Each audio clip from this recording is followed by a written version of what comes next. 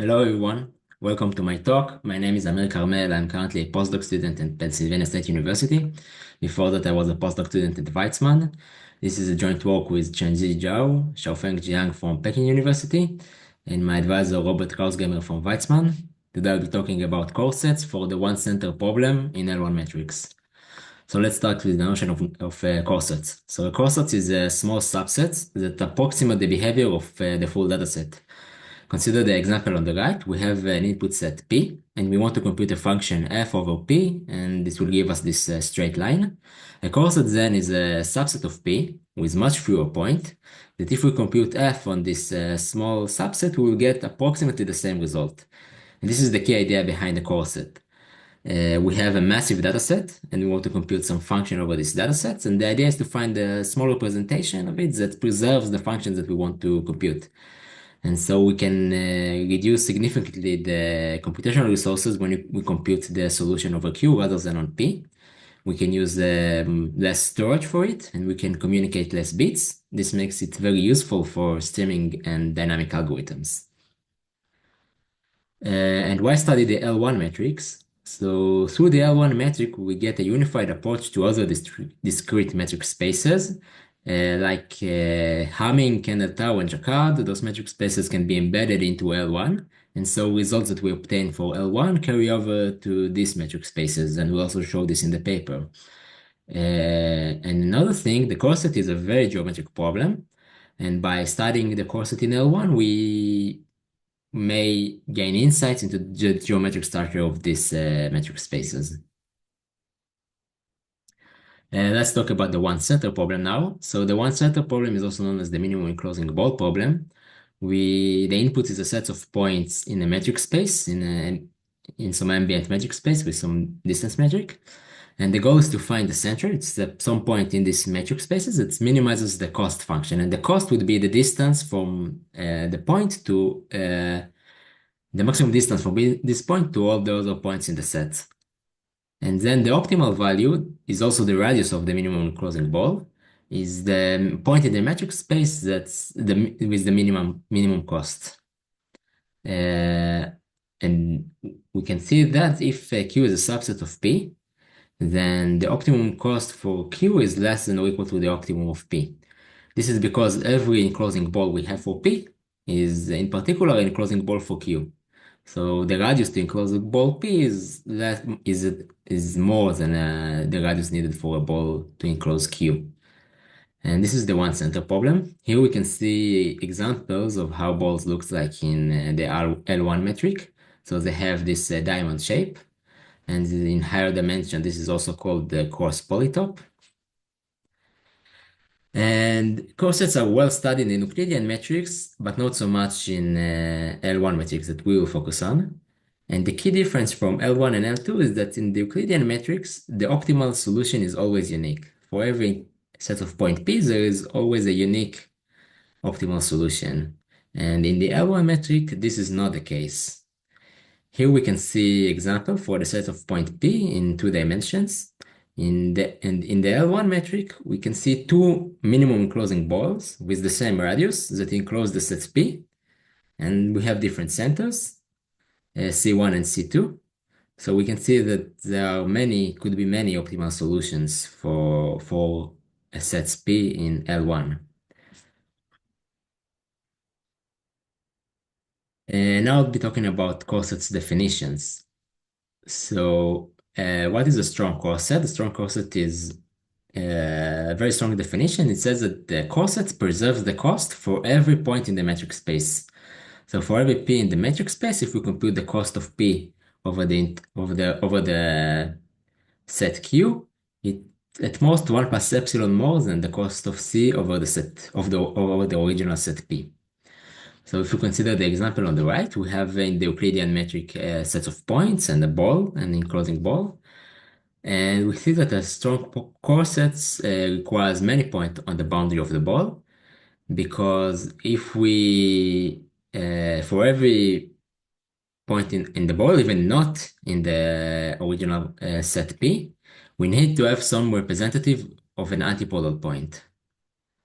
It makes the corset requires a lot of points.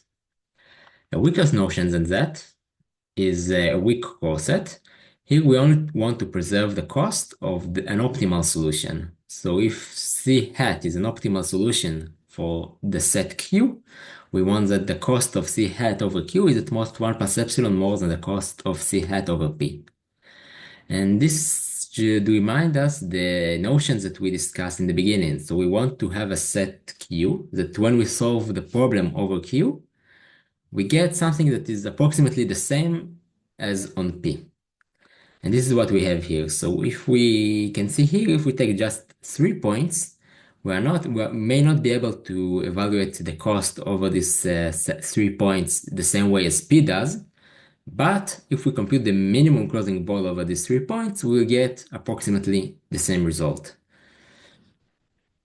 And even weaker notion than that is the value preserving coreset. In the value preserving coreset, we are not here to preserve the center, only the value, only the radius of the minimum closing ball. So we want the set Q to preserve the function of that we want to optimize. So we just want to optimize here the radius of the minimum closing ball, and we want, so if we compute the optimum over the set Q, it's at most 1 plus epsilon. Then if we had to compute the optimum over the set P. So here in the example on the right, we see that given just these 2 points, maybe they will not give a good center to enclose the balls, but the radius is pretty much the same as the radius of the minimum closing ball for P. And so we have this several definition for corsets. Usually strong corsets are too strong for our applications, but it's easier to prove. And the weaker the corset goes, we can hope for smaller or more efficient corsets in terms of construction. Now we're talking about results in the Euclidean metric. As I said before, this problem has been studied in the Euclidean metric. And we have that strong corset requires exponential number of points in respect to the dimension. So we have here dependency in epsilon and exponential dependency in the dimension. But for weak corset, we have a very positive result. We can see that we can get rid of the dimension. So we have something that is dimension independent, and the size depends only on epsilon, and the results here are also tight. And also for the value preserving corsets, it's even weaker notions that weak corset, so it will be value dimension independent. But here was that we can even save another factor of approximately 2 on the corset size and even get smaller corsets if we just want to preserve the value. And now what about L1? This was the focus of our work. We show that for strong and weak corsets, we have that every set P admits a strong zero corset of size 2 to the power of D. So every set P, we can have a corset that is strong. We can estimate all the queries over the metric space, and we get the exact result because this is a zero corset. So if we approximate the query on the corset Q, it will be the same result as if we had approximated it on P. And the size is exponential in the dimension. And for weak corsets, we show that for epsilon corset, even for a large value of epsilon, we also require exponential number of points. So we have good news and bad news here. So for strong corset, we get something that is independent of epsilon, but it's exponential on the dimension. But the bad news is that if we want a weaker notion than that, which is the weak corset, we have something that is still requires exponential dependency over the dimension, even for large value of epsilon. So this is not as good, and we want then to identify cases that maybe we can just even get smaller corset size, maybe some special cases that are more naturally to occur, that we can have something with a smaller corset size, hopefully dimension independent, but also maybe polynomial size would be good. And then this is our next goal. And the most natural case to study is what happens if the set has a unique center. Because we discussed already that the unique center is something that is different between L1 and L2. In L2, the center is always unique, and in L1, this is not the case. So now we consider cases where the input has a unique optimal solution. So these cases can occur naturally, but they can also be enforced by enforcing one of the optimal solutions to become the unique optimal solution by adding 1 or 2 points to the input set. And then we study weak corsets for this case, and we show that such instances admit, again, zero weak corset of size 2 times D. But on the other hand, even if we allow epsilon and want to have something like an epsilon corset with some approximation ratio, there still must be a dependency on the dimension. So we have that the dependency is at least log D. So in this case, in the L1 case, we see that even in this special case of the unique center, we still have a dimension dependency, but the size of the corset is now not exponential. Now for the value preserving corset, we show that for this problem, for just preserving the value, we can get something that is truly dimension independent. And so we show that we can get dimension independent results, and this is something that we're very happy about. Now I'll talk about our techniques. So for the strong corset, for the upper bound, we showed that by selecting the points that maximize the dot product, p times sigma for every sign vector sigma there is, there are two the sign vectors. If we select only those points that maximize the dot product, we get that this is a zero strong corset. And our analysis is now tailored for the L1 ball. And you can think about it that the L1 ball has 2 to the D faces, and each face of the L1 ball is also actually associated with a sign vector. And regarding the intuition for the lower bound, we show that we construct a hard instance with many optimal solutions. We already told you that if we have just one optimal solution, then we can get something better. So we need an instance that has many optimal solutions. And we need that the set of optimal solution is restricted by any points in the original input set.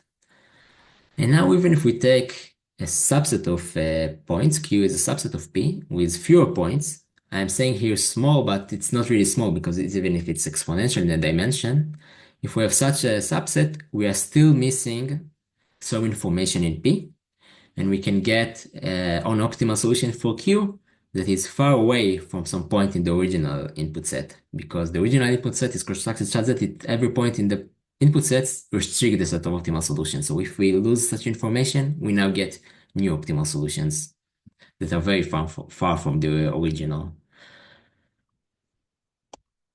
And for the unique center case, again, for the upper bound, we have the results that there is always a zero corset of size 2 times D.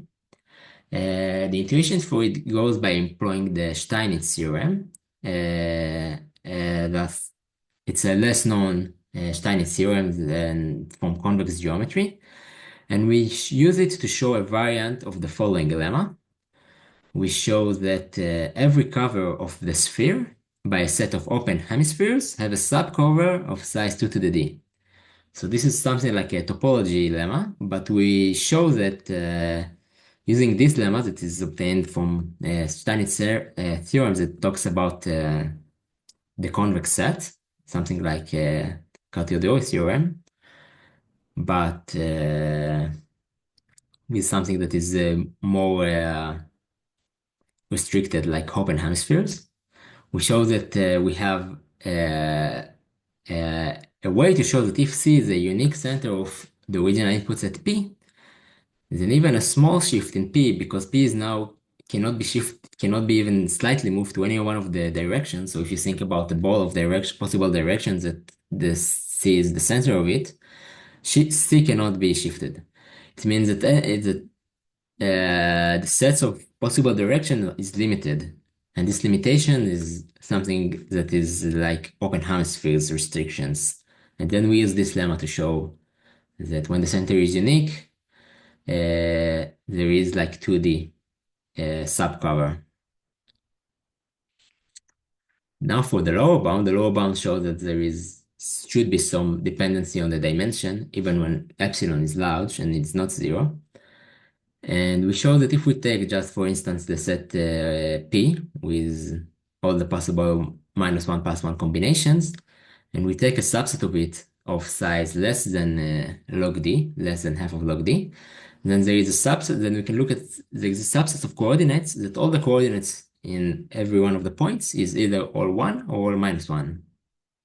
So consider this example. We have like 3 points, and we have 9 coordinates.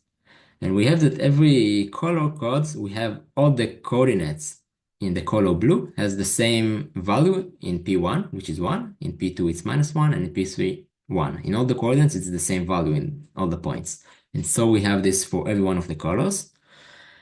This allows us to look at these color sets and then to uh, generate new centers that are far away from the optimal center. The optimal center for this P is clearly only the origin, the zero vector. And now we get new points. For the value preserving coset, we show that our result is dimension independent. And our approach uses random sampling, which is a technique that is rarely applied for the one center problem or minimization problems in general, because in minimization problems, we are very restricted by every point in the input set. Every point in the input set can change the optimal value. So usually sampling technique not rarely applied, if at all, for such problems. And now our idea is to get the sampling technique, the sampling probabilities through the linear programming and actually the dual linear program. So we get probability vectors over the points that is gained through the dual linear program. And then we sample points through this probability, and we get a set. But our set it's not a solution because it doesn't satisfy the sets of equations that the dual program has to satisfy. So we have something that is not a feasible solution at all, but we show that this is an almost feasible solution. So it's not a feasible solution, but we have something that we can start working with. And then using careful modifications to those points, we managed to balance all the dual constraints. So the dual program has to satisfy a lot of equations, and we show that careful modifications, not changing much in each one of the points, we managed to then satisfy all the points, and then we get a feasible solution. So our feasible solution now is an upper bound on how much which changes the optimal value. But because we made those modifications very carefully, we didn't change the optimal value by much. And we show that there exists such a corsets that achieve 1 + epsilon approximation to the optimal value. And this would be an dimension independent result for the value preserving, for the value problem. And now I'll be talking about the open problems that we are interested in. So for the uniqueness, we have a gap. We have a gap between the lower bound, which is log d, and the upper bound, which is 2d. So there is an exponential gap, and there is room for significant improvement to closing this gap. For the value preserving corset, we have a bound which is dimension independent, but our corset size is not tight as it is in the Euclidean case. In the Euclidean case, the corset size are all tight. Here it's not tight. And our upper bound is, the size of it is inherent to the technique that we used. So there could be significant room for improvement. And lastly, we ask, what about k greater than 1? So we focused on the one center problem, which is still an ongoing research in this problem in the various metric spaces like Ender Tau, Hamming, Gulam. Still interesting. But for usually Euclidean case, we are interested in k greater than 1. And we ask, what about corset to support the k greater than 1 problem, the k center problem? This is it. Thank you for your attention. And if you have any questions, feel free to contact me. Thanks.